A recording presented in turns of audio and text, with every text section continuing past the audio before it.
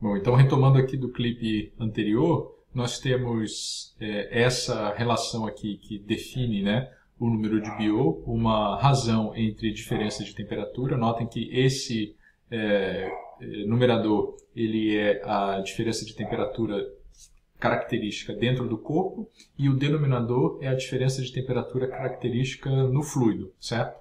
E eles são iguais ao número de Biot, tá? Que é o produto HL sobre K do sólido, tá? Então, sem antes ir à definição do número de Biot, a interpretação do número de Biot em função de resistências, a gente pode olhar para essa relação aqui e ver o seguinte: quando o número de Biot for bem pequenininho, né, for próximo de zero, isso vai significar que o numerador vai ser muito menor do que o denominador, certo? Então, numa situação extrema de número de Biot pequeno, a temperatura no sólido é praticamente uniforme, certo? E a maior variação de temperatura ocorre no líquido, ou no fluido, melhor dizendo, né, que o envolve, tá? Quando o número de Biot é muito maior do que 1, isso significa o oposto, né? Que a variação de temperatura dentro do sólido é muito grande, certo? Ao passo que no fluido que o envolve, a diferença de temperatura característica é muito pequena, certo? Tá? Ou seja, nesse caso, TI está muito mais próximo de T infinito e muito mais distante do TC, tá? E quando o Biot é muito grande, né? Quando o Biot é muito pequeno, o oposto acontece, tá? Então nós temos esses dois extremos. Agora, olhando para a definição em função dos parâmetros físicos aqui do número de Biot, nós vemos o seguinte, ó. Eu vou puxar bem aqui para cima, tá?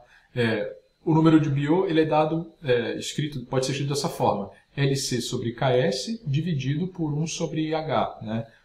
Tanto o numerador quanto o denominador têm unidades de resistividade térmica, ou seja, metro quadrado vezes Kelvin sobre watt, tá? A resistividade é o inverso da condutância, certo? Tá? E o H, né, aquele coeficiente H, ele tem unidade de condutância térmica, certo? Então, no limite de número de Biot bem pequenininho, né, tendendo a zero, né, nós temos uma relação em que a resistividade térmica do sólido é muito baixa, muito inferior à resistividade ou resistência térmica do fluido, certo? Tá? Então, no limite de Biot pequeno, né, toda a resistência, né, a impedância, digamos assim, ao fluxo de calor, a passagem, a transmissão do calor, ela ocorre dentro do fluido, não ocorre no sólido. O sólido tem uma resistência muito pequena, para ele não é problema, né? É tão pequena que a temperatura é uniforme dentro dele, tá? Ao passo que quando o Biot é muito grande, né? Quando o Biot é muito alto, nós temos justamente o oposto. Agora, a maior resistência ela está no sólido, né? Ou seja, a variação de temperatura é muito maior no sólido, e no fluido não. No fluido ela é bem pequena, tá? Então é isso que nós vemos aqui nesses dois diagramas esquemáticos aqui que eu preparei, tá? Então nesse primeiro a situação de Biot muito pequeno, né, tendendo a zero, digamos assim, né, onde a variação de temperatura é bem pequena no sólido, né, aqui é o TC e aqui é o TI, né? A variação gradiente de temperatura é muito pequena no sólido e a maior variação ocorre no fluido, certo? Tá? Ok? Aqui é o comprimento característico, né, que é do sólido. E aqui é uma situação de número de Biot muito alto, certo? E aí quando o número de Biot é muito alto, a maior variação de temperatura ocorre aqui no sólido, né, e a menor variação de temperatura ocorre aqui no fluido, tá?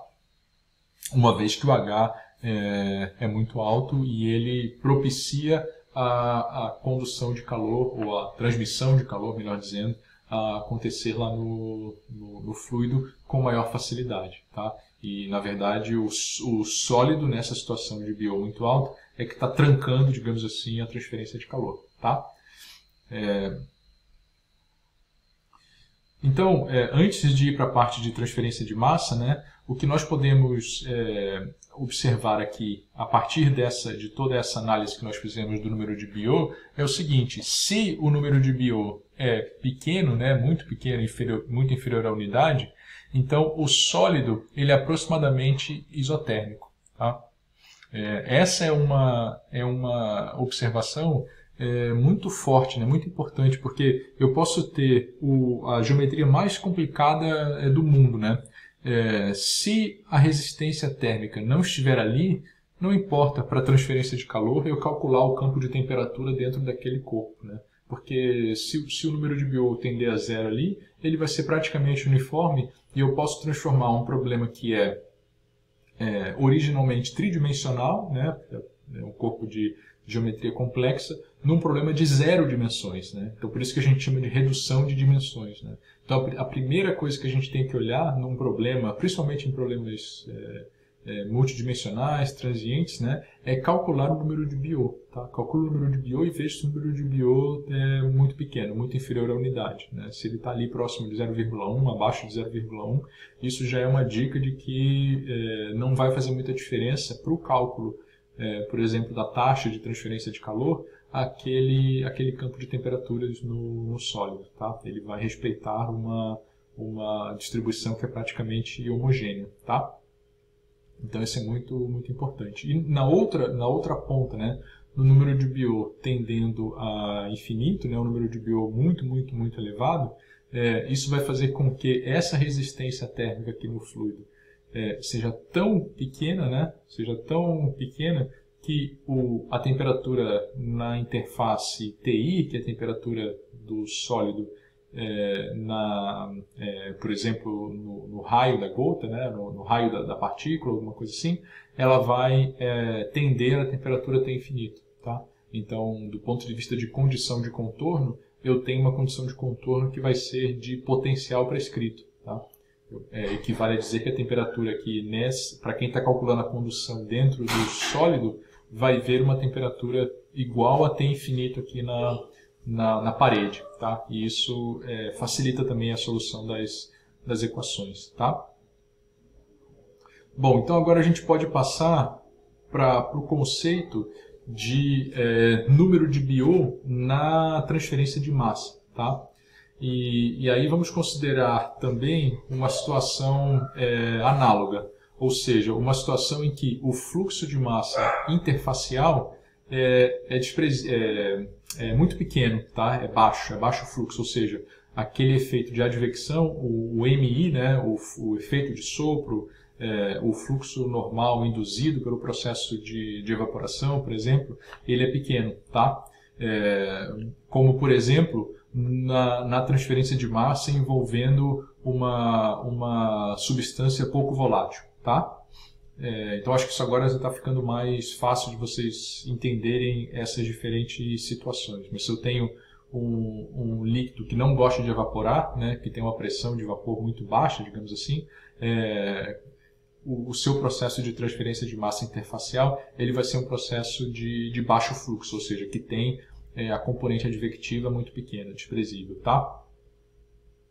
Então, nesse caso, o acoplamento interfacial vai ser dado pela igualdade dos fluxos difusivos, pelo lado S, né, e pelo lado F. Tá? Então, eu estou aqui usando o mesmo subíndice para as duas fases, fase A e fase B, né, o meio A e meio B. Eu estou aproveitando o S e o F para ficar mais fácil de se compreender. Tá?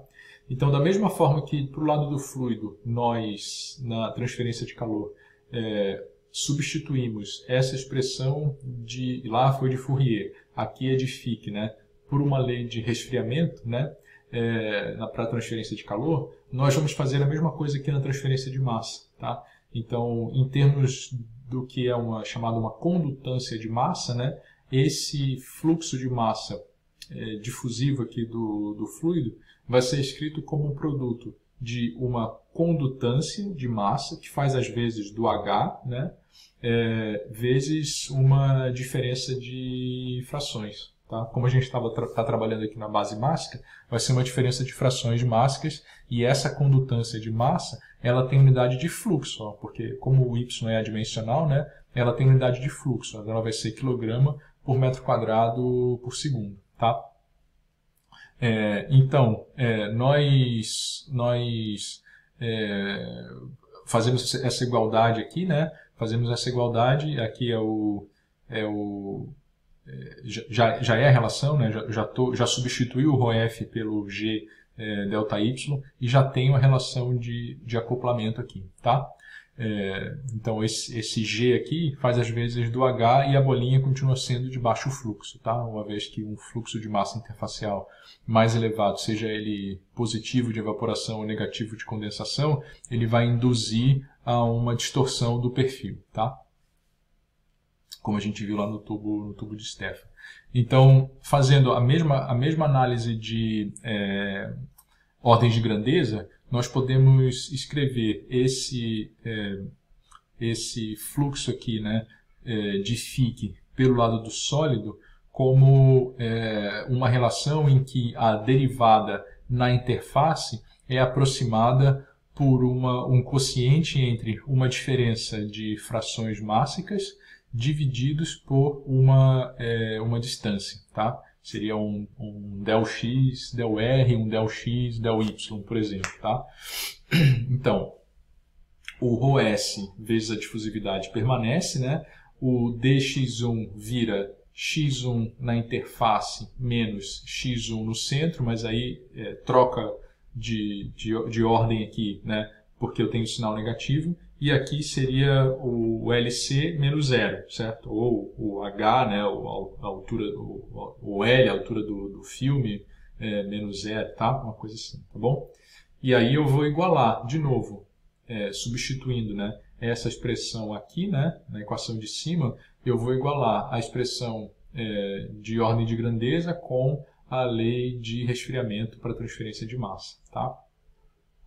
E é isso exatamente que nós temos, ó. Igualei aqui, ficou x1c menos x1i, esse daqui, né? Dividido pelo y1i menos y1 no infinito, é igual, ou escala, com G1LC sobre ρs d12S. Tá?